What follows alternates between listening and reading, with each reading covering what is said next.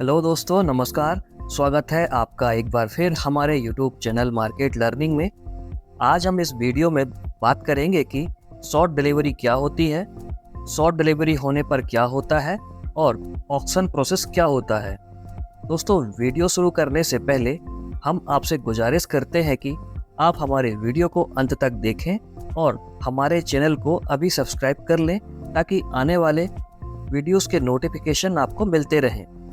YouTube के data के मुताबिक 82% लोगों ने हमारे वीडियोस को देखा तो ज़रूर है, लेकिन हमारे चैनल को अभी तक सब्सक्राइब नहीं किया है। तो आपसे रिक्वेस्ट है कि प्लीज़ अभी हमारे चैनल को लाइक और सब्सक्राइब करें। हमारा मकसद आपसे स्टॉक मार्केट के बारे में अच्छी इन्फॉर्मेशन शेयर करना है, लेकिन इसके लिए हमें आपके सपोर्ट की ज़रूरत है।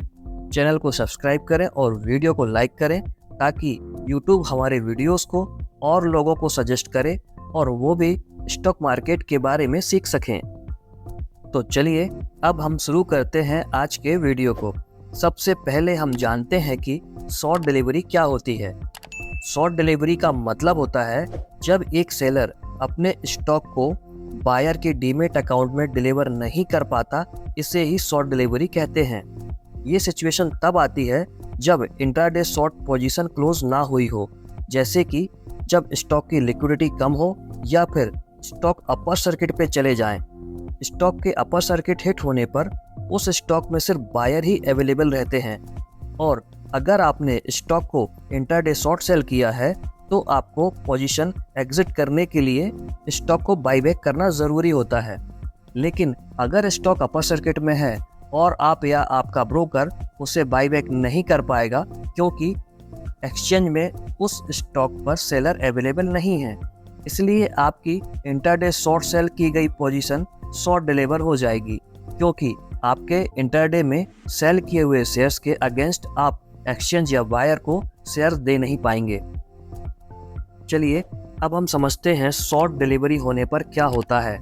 मान लीजिए आपने एक शेयर को मंडे को 1000 रुपये पर शेयर पर बेचा, लेकिन मार्केट में डिमांड ज़्यादा थी और कोई सेलर अवेलेबल नहीं था। इसका मतलब है कि आप शॉर्ट डिलीवर्ड हो गए और एक्सचेंज को ऑक्शन कंडक्ट करना पड़ेगा ताकि एक्सचेंज आपके बिहाफ में शेयर खरीदकर बायर को सेटल कर सके। ऑक्शन प्रोसेस ट्यूसडे को, जो कि मंडे के क्लोजिंग प्राइस के बेसिस पर होता है, एक्सचेंज ऑक्शन कंडक्ट करता है। ये ऑक्शन प्राइस मंडे के क्लोजिंग प्राइस के बेसिस पर होती है। अगर मंडे का स्टॉक क्लोजिंग प्राइस 1050 था तो ऑक्शन प्राइस रेंज 840 से 1260 तक होगी, मतलब 20% नीचे या 20% ऊपर। वेडनेसडे को, जो कि T+2 डे होता है, एक्सचेंज ऑक्शन प्राइस पर शेयर्स बायर के डीमेट अकाउंट में ट्रांसफर करता है। और अगर आप डिफॉल्टिंग सेलर हैं तो आपको ऑक्शन पेनाल्टी पे करना पड़ेगा। ये ऑक्शन पेनाल्टी ऑक्शन प्राइस के बेसिस पर होती है, जैसे कि अगर ऑक्शन प्राइस 1200 रुपये है तो सेलर को पे करना पड़ेगा 1200 minus 1000 into 100 is equal to 20,000। याद रखें कि अगर auction price trading day closing price से कम है तो ऑक्शन पेनाल्टी का कैलकुलेशन हायर प्राइस से होता है, और ऑक्शन प्राइस और क्लोजिंग प्राइस के बीच का डिफरेंस इन्वेस्टर प्रोटेक्शन फंड में ट्रांसफर किया जाता है।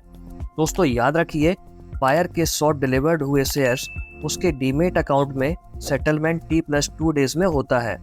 चलिए एक एग्जांपल से समझते हैं। मान लीजिए आपने मंडे को 100 शेयर XYZ लिमिटेड कंपनी के खरीदे, लेकिन सेलर ने शेयर्स डिलीवर नहीं किए।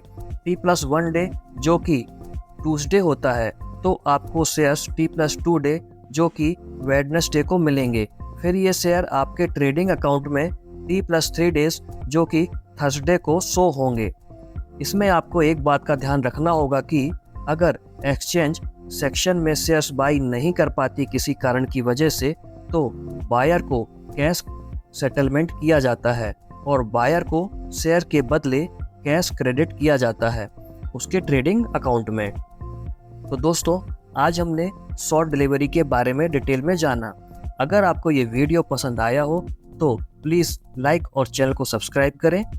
मिलते हैं ऐसे ही अगले इन्फॉर्मेटिव वीडियोस में। तब तक के लिए धन्यवाद, नमस्कार।